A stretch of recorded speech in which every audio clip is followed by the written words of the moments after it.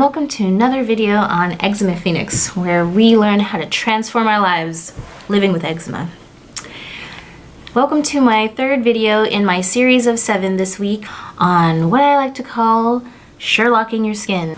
And it is exactly what it sounds like. It's self-investigation, self-observation to discover patterns of your specific type of eczema and the kind of tools that you can use to bring back balance into your body and relief and eventually clear skin, or at least skin that you can manage and feel functional and productive in. So today's topic on Sherlocking Your Skin is on cosmetics. There are so many types of cosmetics now. The list is endless on all types of creams and lotions and potions that you can use on your skin. There's so many that claim that they're the miracle one, that they're gonna just relieve you immediately, and maybe you don't know until you try. But what I've noticed is that with certain rashes, they respond better to certain types of formulas and certain types of ingredients. This is coming from me, a soon-to-be 33-year-old Filipino-American who's born and raised in the Bay Area of California, who has naturally dry skin that is prone to flaking when it's too dry, and who develops oozing and sometimes bloody rashes when she consumes dairy products primarily. And that I mention because it's so important to have a specific frame of reference, I think, when offering recommendations, because what I am offering are things that have helped me with my specific system and particular genetics, which may or may not apply to you, but it's still a frame of reference you can use to compare yourself to, and then take the information that I share and just try to customize it for your own skin type, considering the information I'm about to share about different types of skincare formulas for different types of rashes. In my last video, I also mentioned that I live in the Bay Area. It's a kind of drier climate that's fairly near the coast, near water.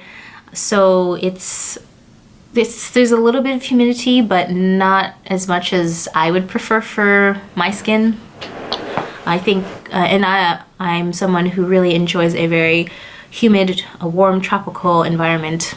Cosmetics and choosing skincare products, it's important to observe the type of rash that you have, because what I find is that lotions can only go so far.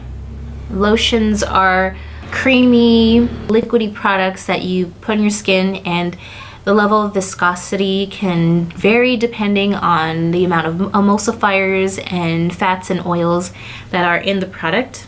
And if it's a formula that is much lighter and more watery, it's gonna evaporate pretty quickly, and it will also absorb pretty quickly too. I find that to be pretty good for light rashes that are kind of pinkish to reddish, very much on the surface, very much level 1 rashes. If you don't know what that means, check out my first video on the introduction and how to analyze your rashes based on what level they're at. I'll put a link in the description below, and you can also click here for the video if you wait to watch it. If it's just very much a surface level rash, that might be a good enough type of formula to use. If it's surface level, it will be a rash that's fairly responsive to anything you apply on top of it that has some sort of active ingredients. In my world, that usually comes in the form of herbal extracts and certain essential oils. Keep in mind that if you have an open oozing wound, especially if there's bleeding, I would actually stay away from products that have essential oils, because the volatility of the oils can be aggravating. It might not necessarily cause more rashes or make the rash worse, but it would just sting a lot. So if you have like a fairly closed rash where it's just like swollen skin or flaky, and like for the most part the skin is intact, there's no breaks or cracks or bleeding or oozing going on, that will be a rash that will respond well to most formulas. So lotions, balms, salves, creams, ointments, pretty much anything that you put on top of it, it will be able to take in. If it has some essential oils, it shouldn't make it irritated. And so that's what you can do for like a level 1 surface rash. If your rash is deeper and thicker and there's definitely open wounds, I again avoid stuff with very strong essential oils. Mostly stick to maybe unscented balms or things that mostly have carrier oils or that just don't have much fragrance, even if the fragrance is from a natural source. And when I am thinking of fragrances, I'm mostly thinking of the fragrance that is from essential oils. If the fragrance is from like a water base, like something has a smell to it or an aroma because there's like rose water or something like that, that kind of fragrant ingredient won't be irritating to a rash like that because it's not very volatile. Open wounds, I prefer balms. I prefer oil-based products because they're more protective and they'll really just like coat and adhere to the entire wound. I find that if I put water-based ingredients like lotions and creams and gels and things like that, I avoid using water-based products for open wounds because they don't really stick to the wound and they kind of just slide off. They don't really penetrate that type of rash, and so they don't offer much protection and much less the ability to relieve it on a deeper level because it's not adhering to the skin, just because the skin is so wet with fluids that are coming out, toxins that are coming out. Stick with something more like a Neosporin type of formula where it's thick and yellow and balmy, and just, you know, put a layer of that on top, maybe a band-aid if you need to, and that will be a much more effective type of cosmetic product for an open oozing wound. If you have a rash that is flaky, I also prefer a balm. I really like the Hydrating Rescue Balm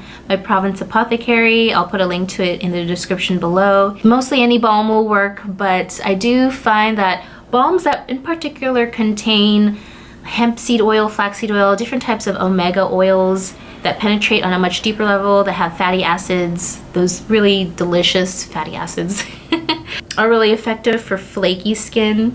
I find them to kind of soften the upper epidermal layers much more effectively. Also, those oils are really good for regeneration, and therefore that flaky skin that's pretty much dead at this point is able to like peel off faster. Just regeneration and cell turnover is much greater, and it improves with those type of products. With cosmetic ingredients in general, as a personal rule, I avoid the following ingredients, and they are mineral oil, petrolatum, lanolin, and citrus oils and extracts in general. Those are common ingredients in a lot of moisturizers, and maybe you've had good experiences with them, so you don't have to chuck them if you don't want to. But the reasons I avoid them are, well, mineral oil doesn't penetrate the skin, it just sits on the surface. It feels like coating myself in gasoline, so I don't like the smell of it, which is the same for petrolatum. And if I put that product on my skin and I go in the sun, I feel like just the top layer is frying, and I immediately experience a lot of peeling, flaking from that.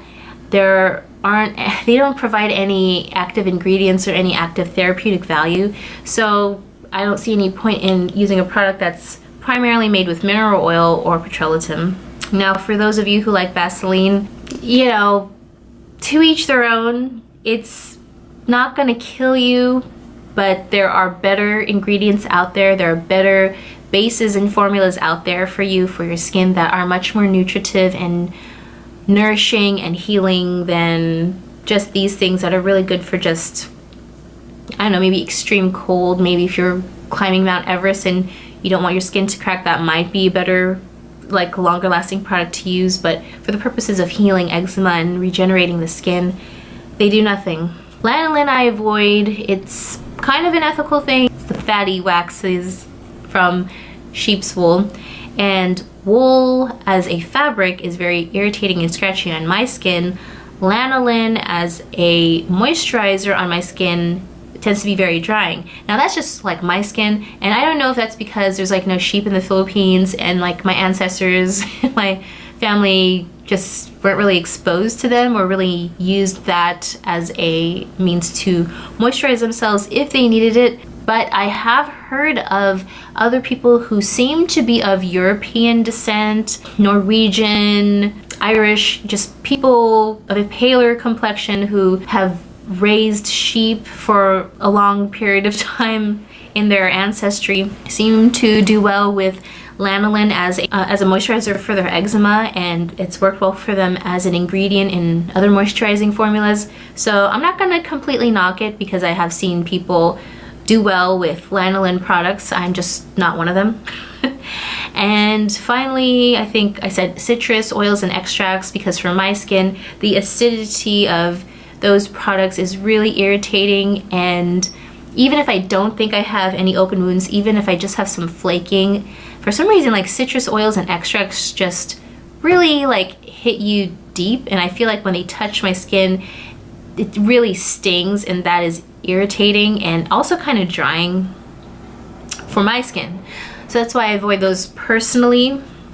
Now for ingredients that I really look out for, that I really love to hydrate the skin, to help it recover, I did mention the essential fatty acids. Omega oils are great, hemp, flax, hemp and flax. And I think chia is also a good oil to use as well. I really like hyaluronic acid. That's a real game changer, and sometimes I'll just take like a serum of it and I'll add 1 or 2 drops to maybe a quarter size amount of lotion. I'll mix it together to cocktail it and then just use it as a moisturizing enhancer. And I do find that my skin stays way more hydrated longer. It feels more soft and supple like immediately. So I will link some products that have hyaluronic acid that are gentle in the description down below if you're interested in checking those out. That I really like. I really like certain types of carrier oils. Grapeseed oil is pretty neutral, and it's also super hydrating, and I mean it's made from grapes, so it does have some anti-aging, antioxidant properties to it as well. I have no irritations from it. I really like avocado oil if I really want some super deep penetration, and it's like very just super duper moisturizing and hydrating. Like, oh, I love avocado oil so much, especially in like lip products. It's just so creamy. It has its own type of slippery smoothness that I enjoy. But it is a thicker oil, so if you don't want something very thick feeling or heavy feeling, you might want to look into something more like grapeseed oil, or even sunflower oil is really good. And sunflower oil, because it's made from the sunflower, it has some SPF to it as well, so it's kind of like a natural, you know, mini sunscreen, and it's very gentle. It's good for like just brightening up your skin and making you feel uplifted in a kind of spirit level as well. Other cosmetic ingredients that I really like for like cooling down rashes are like the very gentle, slightly minty and effervescent herbs like tea tree, eucalyptus, spearmint, peppermint too if it's a really oozy, like super oozy rash and it needs to be dried up a little bit, like that. Usually those rashes are hot and really wet and oozing, and peppermint is dry and cooling. So again, we're going into yin and yang, you know, finding balance type of things. And if you would like more information on that or other specific herbs for eczema or products that have those things, let me know in the comments below, and I'll do my best to create a video or some sort of content or blog or page on my website with more information on that.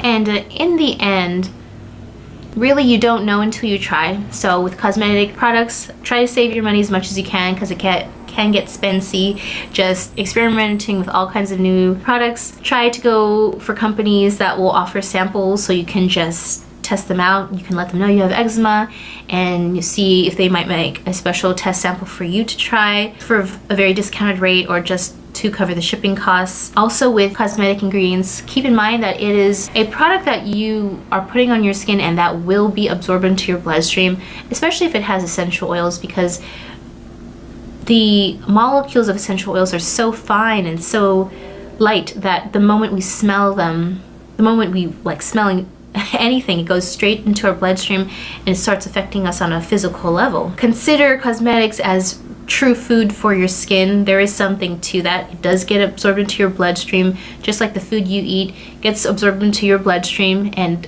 ideally all the things that you consume will have nutritive therapeutic value for you to maintain balance or to bring you back to it if you're off balance. So having said that, stay tuned for my next video tomorrow about food and food allergies and related to eczema, and how you can start to assess how to choose the food that will be good for your body and to let go of the food that's not doing you any favors. If you would like to check out my video on how to analyze your rashes, you can click here. If you want to check out my video about the effect of the environment on your eczema rashes, click here to watch that video. Thank you so much, and I'll see you in my next video. Bye.